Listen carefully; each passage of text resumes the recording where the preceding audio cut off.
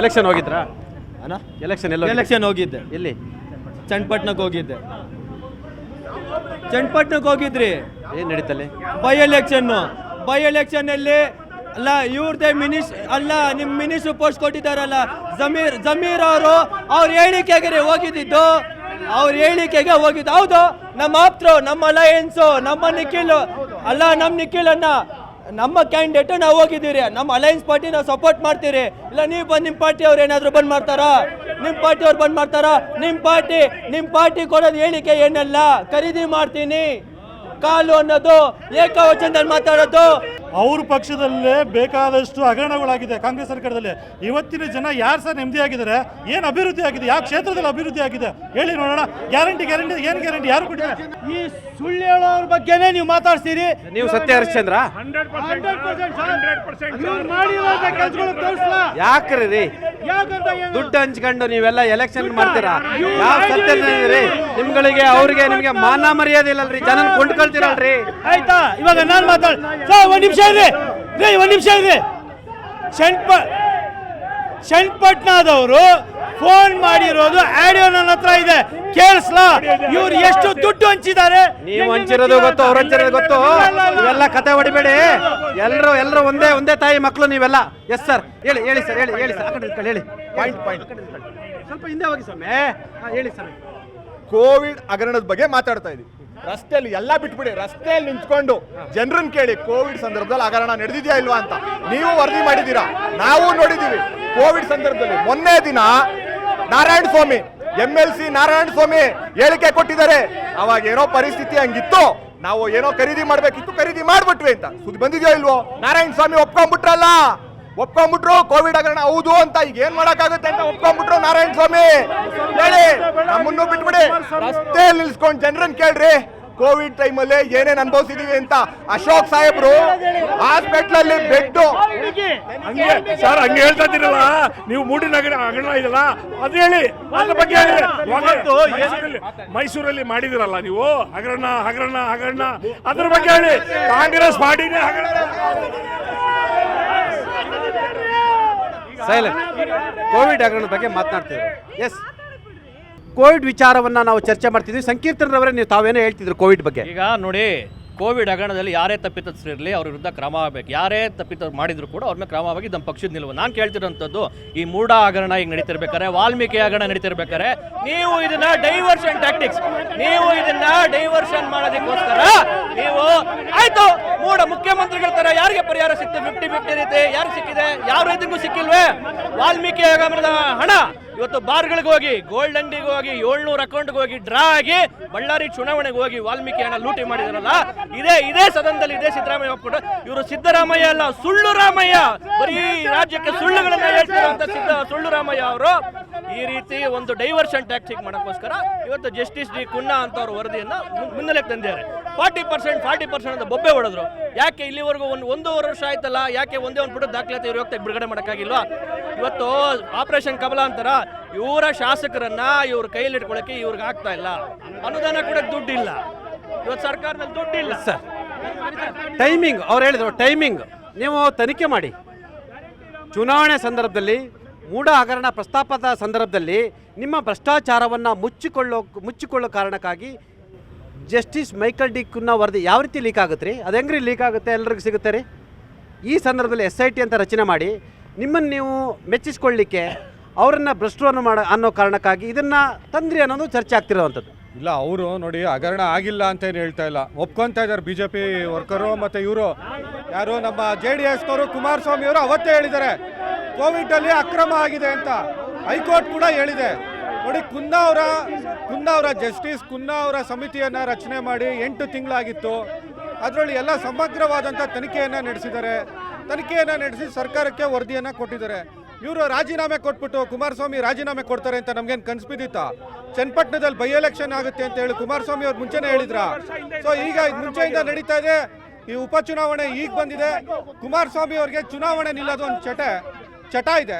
ಆ ಚಟದಿಂದ ಇವತ್ತು by election ಆಗ್ತಿರೋದು. ತೇಜಸ್ವಿ ಸೂರ್ಯ ಒಪ್ಕೊಂಡಿದ್ದಾರೆ.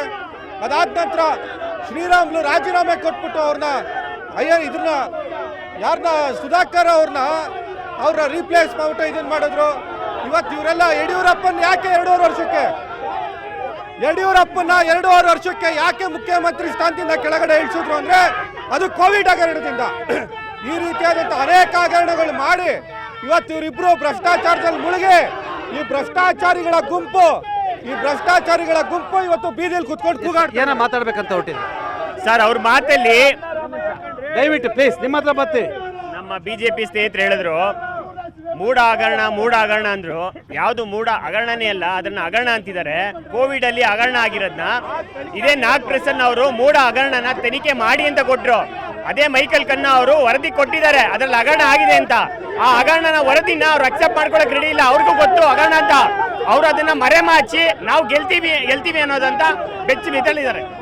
ಅವ್ರು ಖಂಡಿತ ಗೆಲ್ಲಲ್ಲ. ಕೋವಿಡ್ ಹಗರಣ ಯಾಕೆ ಇನ್ನೂ ಬಯಲಿಗೆ ತಂದಿಲ್ಲ ಅಂತ ಬಿಜೆಪಿ ನಾಯಕರು ಹೇಳಿದ್ರು. ಅವ್ರು ಹೇಳಿದ್ನ ಇವತ್ತು ತಂದಿದ್ದೀವಿ. ಅವ್ರಿಗೆ ಭಯ ಹುಟ್ಟಿದೆ. ಈ ಸಂದರ್ಭದಲ್ಲಿ ಕೋವಿಡ್ ಹಗರಣ ಮುನ್ನೆಲೆ ತಂದು ಸರಿನಾ? ಸರ್ ಕೋವಿಡ್ ಹಗರಣ ತನಿಖೆ ನಡೀತದೆ, ತನಿಖೆ ಆಗ್ಲಿ ಬಿಡಿ. ಇವ್ರದ್ದು ಮೂಡೋದು ಹೇಳಿ ಸರ್, ವಾಪಸ್ ಕೊಟ್ಟಿದ್ದಾರೆ. ಇವತ್ತು ಮೂಡೋದು ಮಾತಾಡಿ, ತನಿಖೆ ಆಗ್ಲಿ. ಅದು ಯಾರು ಸಪ್ಪಿಸತ್ರ ಅವ್ರ ವಿರುದ್ಧ ಕ್ರಮ ಆಗುತ್ತೆ. ಮೂಡೋದು ಮಾತಾಡಿ, ನಾಗೇಂದ್ರ ಅಂತ ಮಾತಾಡಿ ಸರ್, ಅವಗಣನೆ ಮಾಡಿ. ಹಳ್ಳ ಬಂಡೆ ಹಳ್ಳ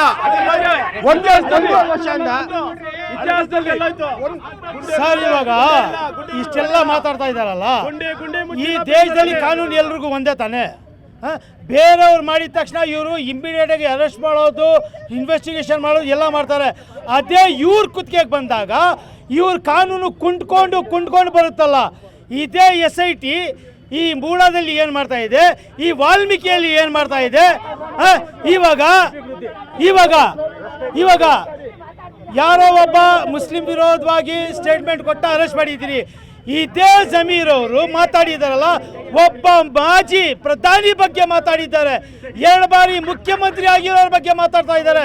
ಇವ್ರಿಗೆ ಕಾನೂನು ಲಾಗು ಆಗಲ್ವಾ? ಆಯ್ತಾ? ಇಡೀ ಕರ್ನಾಟಕದಲ್ಲಿ, ಇಡೀ ಬೆಂಗಳೂರಲ್ಲಿ ಇವ್ರ ಅಭಿವೃದ್ಧಿ ಕೆಲಸ ಏನಿದೆ, ಇವರು ಫ್ರೀ ಕೊಟ್ಟಿರೋ ಸ್ಕೀಮಿಂದ ಏನಾದರೂ ಅಭಿವೃದ್ಧಿ ಆಗಿದೆಯಾ? ಯಾರಿಗಾದ್ರೂ ಒಳ್ಳೇದಾಗ್ತಾ ಇದೆಯಾ?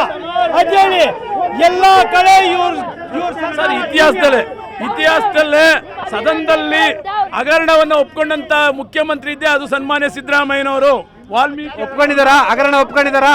ಒಪ್ಕೊಂಡ್ರು 77 ಕೋಟಿ ಆಗಿದೆ, ಒಪ್ಕೊಂಡಿದ್ದಾರೆ. ಆದ್ರೆ ಇವತ್ತು ಅವ್ರು 40 ಏನು ಬೇರೆ ಪಕ್ಷದ ಮೇಲೆ ಗೂಬೆಯನ್ನ ಕೂರಿಸಿ ಹಗರಣಗಳ ದೋಷವನ್ನು ಆರೋಪ ಮಾಡಿ ಬಂದ್ರು. ಇವ್ರು ಒಂದಾದ್ರೂ ಇದುವರೆಗೂ ತನಿಖೆ ಮಾಡಿಸಿ ಆರೋಪ ಮಾಡಿದಾರ? ಇಲ್ಲ. ಇವತ್ತು ಅಭಿವೃದ್ಧಿ ಮಾಡ್ತಾ ಇಲ್ಲ. ಮತ್ತೆ ಜನ ಇವತ್ತು ಅವ್ರ ಬಗ್ಗೆ ತುಂಬಾ ನಿರಾಶಾದಾಯಕವಾಗಿದ್ದಾರೆ, ಭ್ರಮನಿರಸಗೊಂಡಿದ್ದಾರೆ. ಇದಕ್ಕೆ ಡೈವರ್ಟ್ ಮಾಡಬೇಕಂತೇಳಿ ಈ ರೀತಿಯಾದಂತ ಹೇಳಿಕೆಗಳನ್ನ ಕೊಡಿಸ್ತಾ ಇದ್ದಾರೆ. ಕೋವಿಡ್ ಹಗರಣವನ್ನ ಯಾರೇ ಮಾಡಿದ್ರೆ ತಪ್ಪಲ್ವಾ? ಹಗರಣ ಅದು ಸಾಬೀತಾದ್ರೆ ಆಗುತ್ತೆ ಸರ್. ಮುಖ್ಯವಾಗಿ ಮುಖ್ಯಮಂತ್ರಿ ಅವರು ಏನು ಸೈಟ್ಗಳನ್ನ ವಾಪಸ್ ಕೊಟ್ಟಾಗ್ಲೇ ಅವ್ರ ತಪ್ಪು ಸ್ಥಾಪಿತವಾಗಿದೆ. ಅವ್ರು ಕೊಟ್ಟ ಮೇಲೆ ಅವ್ರಿಗೆ ವಾಪಸ್ ಕೊಟ್ಬಿಟ್ರೆ ಎಲ್ಲಿ ನ್ಯಾಯ ಸಿಗುತ್ತೆ? ಒಬ್ಬ ಸಾಮಾನ್ಯ ಕಳ್ಳ ಅವ್ನು ಕದ್ದಿರೋ ವಸ್ತುಗಳನ್ನ ಕೊಟ್ಬಿಟ್ರೆ ಅವನಿಗೆ ನ್ಯಾಯ ಸಿಗುತ್ತಾ? ಎಲ್ಲ ಸಾಮಾನ್ಯರಿಗೆ ಅಲ್ಲ, ಸಾಮಾನ್ಯರಿಗೆ ಒಂದು ನ್ಯಾಯ, ಸಿದ್ದರಾಮಯ್ಯನವ್ರಿಗೊಂದು ನ್ಯಾಯನಾ? ಪ್ರತಿ ಹಂತದಲ್ಲೂ ಸಿದ್ದರಾಮಯ್ಯ ನಮ್ಮ ರಾಜ್ಯದ ಜನತೆಗೆ ಅನ್ಯಾಯ ಮಾಡ್ತಾ ಇದ್ದಾರೆ. ಎಲ್ಲ ಓಲೈಕೆ ರಾಜಕಾರಣ ಮಾಡ್ತಾರೆ ಒಂದ್ ಕಡೆ, ಆಮೇಲೆ ಎಲ್ಲಾ ಕಡೆನೂ ಇದೆ. ಎಸ್ ಮನೋಹರ್,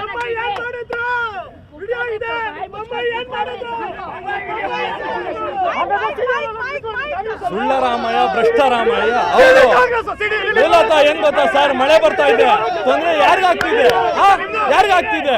ಸಾವಿರಾರು ಕೋಟಿ ಲೂಟಿ ಮಾಡವ್ರೆ, ಗುಂಡಿಗಳು ಮುಚ್ಚಿದೆ. ಅದ ಮುಚ್ಚ ಕೆಲಸ ಮಾಡ್ರೆ ನೂರಾರು ಮಾತಾಡ್ತಾರೆ.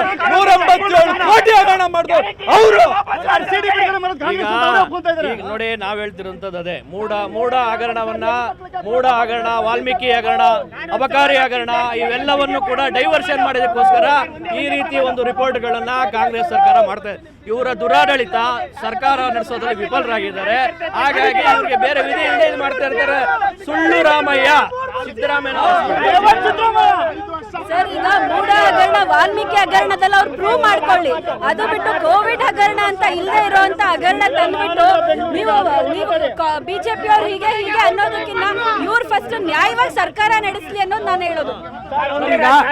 ಈಗ ಒಂದು ನಿಮಿಷ, ಈಗ ಇದೇ ಇಷ್ಟು ಜನ ಮಾತಾಡ್ತಾರಲ್ಲ ಹೆಣ್ಮಕ್ಳು, ಹಾಸನದಲ್ಲಿ ಆಯ್ತಾ ಇಲ್ಲ ಘಟನೆಗಳು, ಯಾರು ಒಬ್ಬರಾದ್ರೂ ಧ್ವನಿ ಹಾಕಿದ್ರ? ಅದೇ ಹೆಣ್ಮಕ್ಳು ಬಿಟ್ಟಾಗ್ಲೂ ಏನೋ ಕಣ್ಣೀರ್ ಹಾಕಿಲ್ಲ, ಅದೇ ಗಂಡ್ಮಕ್ಳ ಮೇಲೆ ಕೈ ಇಟ್ಟಾಗ್ಲೂ ಕಣ್ಣೀರ್ ಹಾಕಿಲ್ಲ. ಇವ್ರು ಯಾರು ಪರವಾಗಿದ್ದಾರೆ? ಇವರು ಗಂಡ್ಮಕ್ಳು ಪರವಾಗಿದಾರ, ಹೆಣ್ಮಕ್ಳು ಪರವಾಗಿದಾರ? ಎರಡೂ ಅಲ್ಲ ಇವರು. ಗಂಡ್ಮಕ್ಳು ಪರನೂ ಅಲ್ಲ, ಹೆಣ್ಮಕ್ಳು ಪರನೂ ಅಲ್ಲ. ಮತ್ತೆ ಇನ್ಯಾವ ದನದಾರಿ ಕೆಲಸ ಮಾಡ್ತಾರೆ ಇವರು? ಸಮಾಜದಲ್ಲಿ ಏನ್ ಮೆಸೇಜ್ ಹೇಳ್ತೀನಿ ಸರ್, JDS ಬಿಜೆಪಿ ಕಾರ್ಯಕರ್ತರಿಗೆ ಈ ನಾಯಕರು ಅವ್ರ ಮನೆಗೆ ಹೋಗಿ ಗ್ಯಾರಂಟಿ ಸ್ಕೀಮ್ ನ ವಾಪಸ್ ಕೊಡೋ ತಾಕತ್ ಇವ್ರು ಎಲ್ಲ ಇದೆಯಾ ಕೇಳಿ ಸರ್. ಅವರ ರಾಜಕೀಯ ಬೇಳೆ ಬೇಯಿಸ್ಕೊಳ್ಳಕ್ಕೆ ಕಾರ್ಯಕರ್ತರು ರೋಡಲ್ಲಿ ಬಿಟ್ಟಿದ್ದಾರೆ. ಸಿದ್ದರಾಮಯ್ಯನವರು ಸೈಟ್ ವಾಪಸ್ ಕೊಟ್ರು, ಹಗರಣ ನಡೆದಿಲ್ಲ, ಸೈಟ್ ವಾಪಸ್ ಕೊಟ್ರು. 10,000 ಕೋಟಿ ನುಂಗಾಕಿದಿರಲ್ಲ ಕೋವಿಡ್ ಟೈಮಲ್ಲಿ, ವಾಪಸ್ ಕೊಡೋ ಸಾಕ ಕೆಪಾಸಿಟಿ ಇದೆಯಾ? ನಾನು ಕೇಳ್ತಾ ಇದ್ದೀನಿ, ಭಾರತೀಯ ಜನತಾ ಪಕ್ಷ ತಾವು ನಾಯಕರಿದ್ದೀರಾ, ಯಾಕೆ ನಿಮ್ಮಲ್ಲಿ ಹೊಂದಾಣಿಕೆ, ನಿಮ್ಮ ಅಧ್ಯಕ್ಷರನ್ನ ಯಾಕೆ ಕೆಲವು ನಾಯಕರು ಒಪ್ಕೊಳ್ತಿಲ್ಲ? ಅಥವಾ ಇದ್ರ ಹಿಂದೆ ನಿಮ್ಮದೇ ನಾಯಕರ ಒಂದು ಕುಮ್ಮಕ್ಕಿದೆಯಾ? ಯಾವ ನಾಯಕರು ಕುಮ್ಮಕ್ಕೂ ಇಲ್ಲ ನೋಡಿ. ನಮ್ಮಲ್ಲಿರೋದು ಒಂದೇ. ಈಗ ನಮ್ಮ ಪಕ್ಷದ ವರಿಷ್ಠರು, ರಾಜ್ಯಾಧ್ಯಕ್ಷರು ವಿಜಯೇಂದ್ರ ಅಂತ ತೀರ್ಮಾನಿದ್ದಾರೆ. ಅವರೆಲ್ಲರ ನೇತೃತ್ವದಲ್ಲಿ ನಾವು ಹೋಗ್ತಾ ಇದ್ದೀವಿ. ಕೆಲವರಿಗೆ ಭಿನ್ನಾಭಿಪ್ರಾಯ ಇರ್ಬೋದು, ಅದು ಅವರವ್ರ ವೈಯಕ್ತಿಕ ಅಭಿಪ್ರಾಯ, ಪಕ್ಷಕ್ಕೂ ಅದಕ್ಕೂ ಸಂಬಂಧ ಇರಲ್ಲ. ನೋಡಿ, ಎಲ್ಲದಕ್ಕೂ ಒಂದು ಇತಿಶ್ರೀ ಅನ್ನೋದಿರುತ್ತೆ. ನಾನು ಹೇಳ್ತಿರೋಂಥದ್ದು ಒಂದು ವಿಷಯ, ಕೆಲವೊಂದಕ್ಕೆ ಅವರು ಎಲ್ಲರೂ ಸೀನಿಯರ್ ಲೀಡರ್ಸ್ ಇದ್ದಾರೆ, ಯಾರು ಮಕ್ಕಳಾಟಿಕೆ ಮಾಡುವಂಥ ಒಂದು ಪರಿಸ್ಥಿತಿಯಲ್ಲಿ ಯಾರೂ ಇಲ್ಲ, ಎಲ್ಲ ತಿಳಿದಿರೋರೇ ಇದ್ದಾರೆ. ಅವರೆಲ್ಲರಿಗೂ ಬಹುಶಃ ಒಂದು ಕಾಲದಲ್ಲಿ ಮನದಟ್ಟಾಗುತ್ತೆ ಅಂತ ಅಂದ್ಕೊಂಡಿದ್ದೀನಿ. ಬಟ್ ಭಾರತೀಯ ಜನತಾ ಪಾರ್ಟಿಲಿ ಒಂದೇ